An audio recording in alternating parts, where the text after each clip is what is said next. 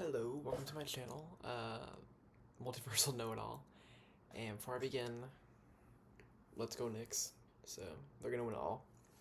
But for today, we're gonna just go to New Comic Book Day.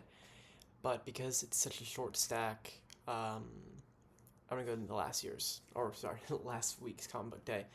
Because I haven't read it yet, and I thought it'd be fun to share.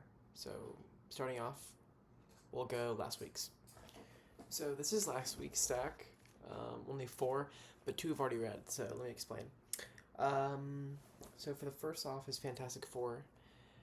It is Nolan North's run, and it's pretty good. I'm a little bit like on the fence with this series, but there are some very good arcs. The Invincible Woman arc. There was one issue where they did a whole other invisible woman from a different universe, and instead of using her powers for good, she had like a tumor, and it made her kill the entire Fantastic Four, and she also was extremely powerful. And then eventually, 616, I think, or is that MCU? I'm not sure. Um, the real world's Invisible Girl stopped her, or Invisible Woman stopped her. That was a very good arc. I'm not sure what the next. I'm not sure what this arc is. Looks interesting. Maybe another Mr. Fantastic and Human Torch. So looks cool. And then this series is fantastic. Moon Knight.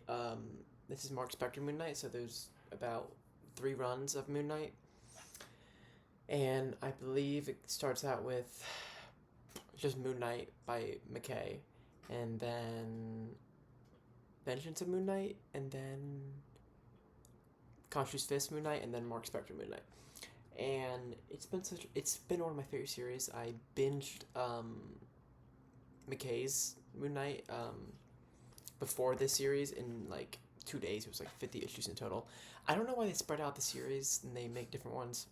It's just like a money thing, I guess. I mean, Marvel is not smart in the comic industry at all. Because if we're talking about the Ultimates run, which ended way too soon, they're not smart, and I don't know why they. It's like they want DC to beat them. Their compact DC compact comics are $10, and Marvel made Premier Collection, I think, and honestly, those I love the size of them a lot more. However, they're $15, and I think the average person, I would spend $15, but the average person who's getting into comics, which DC Comics is honestly better right now anyway, would just read the compacts. And the compact comics quality of reading are way better than the quality of Marvel. There was Old Man Logan. I mean, the Marvel's still good. I read the Captain America one by man, I think I'm not sure what his name was. I'll come back to that. Um, it was good. I mean, it felt like a generic Captain America. It was Captain America versus Winter Soldier, so I think it was based off the movie. There was a foreword by Sebastian Stan in the beginning, which is cool. They do that with these kind of books, so I like that little detail. The Punisher one was amazing. I'm getting off topic. Read the Punisher one though. If you, it's like the one shot kind of same villain, but it's just ridiculous. And I know it's Garth Ennis, who's controversial and the Boys writer, but it's a very, very good book. And I binged it on one car ride, like 10 issues, $15, perfect. So this is the next one, and it's Absolute Batman 20. So apparently the week before the last, or 2 weeks before the last, my comic store, my local comic store guy, all these issues were bent and messed up, so they gave me this for free. Which honestly, I didn't think mine were bent or messed up, but I'll take one for free. This issue was very good. It was more of a storytelling issue. Um, it was Scarecrow in jail, and it was great. The art is just phenomenal.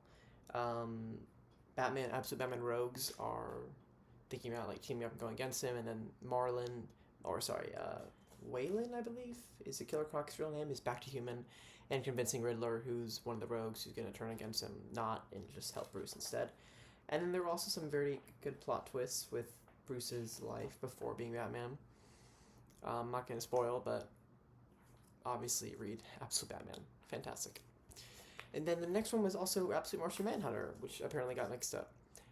This is a phenomenal series and probably better than Absolute Batman.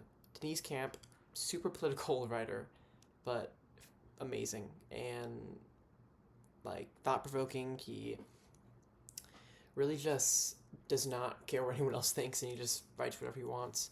And it turns out very amazing. This issue, however, there was a lot of stuff going on, and I mean, obviously, there's a lot of stuff going on in all of his comics. Because look at that, it's crazy. The colors. I mean, it's one of the best artists ever. I haven't read every comic in the universe, but I think he's a very good colorist and artist. I believe he was a colorist before this, and now he's an artist. Unfortunately, it's ending next issue. This is issue 11. So next issue is 12, and that's the final issue. They extended it to 12 issues because the sales were very good. Every single Absolute one. I haven't read Absolute Green Lantern. I'll have to read that when they all come out. But every other one I've read. Fantastic. I say fantastic too much, but it's phenomenal. I said phenomenal too. It's a great comic book.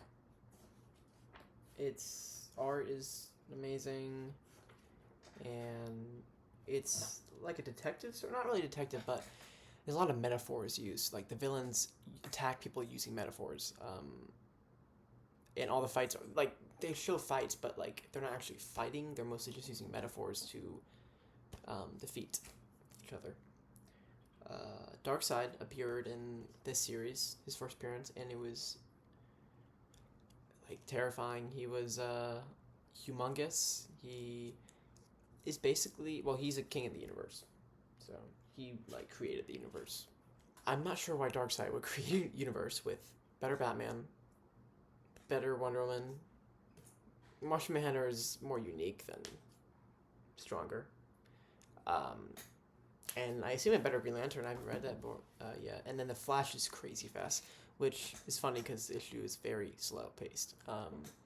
It needs to pick it up a little bit. But yeah, those were last week's. So let me move on to this week's. My most anticipated issue that I've been yearning for months. Absolute Catwoman cover A. I don't think it's a one-shot.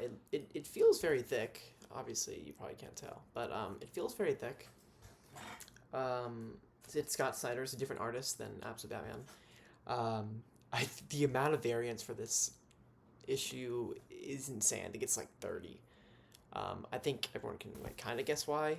It is what it is. But I mean, they made her very interesting. Yeah, I mean, her suit is awesome. I want to get the suit in Legacy of Dark Knight, the Lego game, but I have not yet. I need to play. I took a little break. But her and Batman's relationship is so, like, I guess heartwarming or more, like, romantic. It's very romantic. It does feel like every other Catwoman and Batman interpretation. But yeah, I can't wait to read this. Seriously. Scott Snyder is extreme and cool. Let's move on to the next one.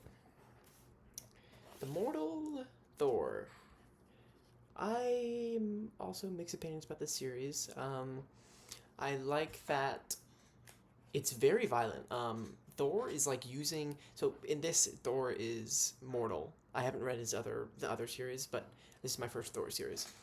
Thor is mortal, and he doesn't know what's happened to him at all. Like he just wakes up as a construction worker, and he goes along with it. I think he eventually finds out like people are trying to kill him, and he's basically fighting everybody who's trying to kill him. In this he kills them, with a hammer, like just a regular hammer with with like a rope on it, so like he can fling it and then bring it back, kind of. I like this. Liked his little shtick with the hammer. it seems like he's just as strong as Thor. I really don't know the lore besides this series, but there's been some good action scenes. Weirdly enough, the Asgard issues I do not like. I like when it's just Thor in New York City, I believe, and he's just figuring stuff out and just fighting anybody who comes his way and defeating them. But solid series. Solid series. I'm not sure if it's ending soon because this is issue 11 too. Usually it would end like at 12. It was like a limited series, but I don't think it is. It seems like it would be ongoing. And then the last one is Rogue One Jyn Erso one shot. I couldn't get a cover, so I got variant, but it still looks pretty cool. I like I like this kind of thing. I'm not sure any of these people are. Literally any of these people are. But I assume this is Jyn Erso's dad. I don't know. I like the one shots. I like collecting them because it's one shot, so I'm paying $5 for something that if I don't like, oh well, but I don't know. I read the Star Wars Jar Jar Binks one shot, so that was that was cool. There were some references, like I think there was an Ezra Bridger's mom was it referenced, the kid from the Rebels show. I do like this. Ooh, that's nice. That reminds me of the movie, obviously, and Andor, which is peak. I wish it got more seasons. Too bad they're giving seasons to Obi-Wan. They might be making another season of that. I hate Kenobi was terrible. I haven't watched Acolyte. I know there was like a kids show, like a live action kids show. I watched Bad Batch season 1, which is pretty good. I like the factory, the lore of that.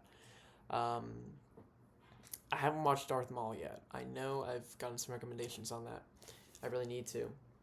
But it just feels like the reason these shows are so good is that one episode they have like a cameo like Darth Vader or Anakin or Luke or Yoda, and it just takes away from all, like, it's just taken away from the plot and making it their own, and it's too like directed on them. Like, just make a good story. That's why Andor is amazing. Like, it may not feel like Star Wars-y, but it's a political show. It reminds me of Clone Wars. Clone Wars is filled with politics, and then this show is just politics, and it's it's hard to stop watching. I mean, I binged it. Season 2, there is a run in Season 2 that is like amazing. There's just like 5 straight episodes that just never stop with the action, never stop with the drama, and they don't hold back. It doesn't feel like PG. It doesn't feel like Star Wars rated. It feels like a step higher, and I think that's what's so awesome about it. It's probably one of the greatest shows ever. I know that's crazy to say, but top 10. I'm not mad at didn't get more seasons because it was already great as is, and no need to ruin that with like so many shows too. Walking Dead and a lot of shows do that. Mandalorian season 3. Not that good. I'm sorry, not that good. But that's it for today, I think. I think pretty soon I want to do the Summer Game Fest recap, because my favorite game series, Kingdom Hearts 4, a trailer, finally. Of course, I wasn't watching it because it only happens when I'm not watching it. But, oh my gosh, of course there's no release date. But, I mean, I can't wait to talk about it in another video. It's been 3 or 4 years since the last trailer. I remember where I was for the last trailer. I know there are some guys who waited 15 years for one game, but hopefully I don't have to do that. I like to think it's going to come before 2030. That would be nice. It's kind of crazy that 3 Final Fantasy VII remakes came before 1 Kingdom Hearts game. But obviously Final Fantasy VII Part 3, which I'm also probably going to talk about. Great game. I platinumed Rebirth. I played the OG. And yeah, that will be another video. Thank you for watching. Like, comment, subscribe if you want, and let me know if there's any video recommendations that you guys want me to do. Bye-bye. Go Knicks.